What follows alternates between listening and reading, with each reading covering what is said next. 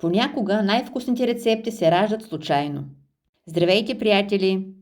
Ако и на вас ви се е случвало да отворите пакет кори за баница и да се окажат сухи и начупени, не ги изхвърляйте. Днес ще ви покажа как от тях може да се получи тази невероятно вкусна торта без печене, с хрупкави златисти кори и нежен ванилов крем. Разстиламе корите от пакета и ги разрязваме на две. Подреждаме купчинките една върху друга, навиваме ги на руло и ги нарязваме на малки рулца. След това ги накъсваме на малки парченца, така че пластовите да се отделят един от друг. Стремим се да няма залепнали кори. Поставяме ги в голяма тава върху хартия за печене. Най-удобно е тавата от фурната.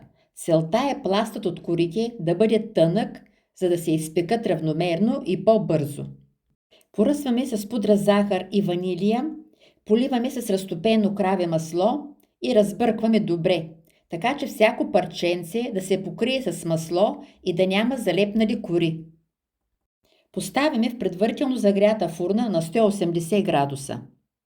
Печем, като наблюдаваме внимателно и от време на време изваждаме тавата, за да разбъркваме корите, така че да се запекат равномерно. Когато придобият красив златист цвят, ги изваждаме от фурната. В купа поставяме жълтъците, към тях добавяме захарта и част от прясното мляко. Слагаме ванилията и разбъркваме. Добавяме царевичното нишесте и смесваме много добре, така че да не се получат бучици. За по-голяма сигурност можем да прецедим яйчената смес през сетка, когато я изливаме в тенджерката към останалото прясно мляко. Слагаме на котлона на среден огън и бъркаме непрекъснато, за да не загори кремът. Когато се сгъсти и е готов, го сваляме от огъня, добавяме студено краве масло и разбъркваме, докато се разтопи напълно. Вижте какъв гладък и нежен крем се получи. За оформянето използвах ринг от форма с диаметър 26 см, поставен върху поднос и обграден отвътре с хартия за печене. За да залепнат корите, поставям малко крем върху подноса и върху него първият пласт кори. Ще имаме общо 4 пласта кори и 3 пласта крем. Препоръчително е корите да се разделят предварително на 4 части, така всички пластове да са равномерни. Нанасяме крема, заглаждаме и редуваме. Кори, крем, кори, крем.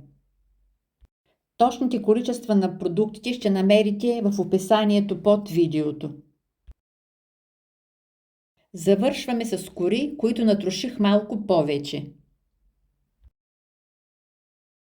Покриваме тортата с кухненско фолио и я поставяме в хладилника. Аз я оставих цяла нощ, за да се стегне добре и вкусовите се смесят. След като тортата се е изстудила и стегнала, внимателно отстраняваме ринга и вече можем да й се насладим. Получава се невероятно вкусна торта с хрупкави масени кори и нежен ванилов крем. Просто божествено! Ако рецептата ви е харесала, оставете коментар, споделете видеото с приятели и се абонирайте за канала ми, за да не изпуснете следващите ми сладки изкушения. Благодаря ви, че гледахте и до скоро!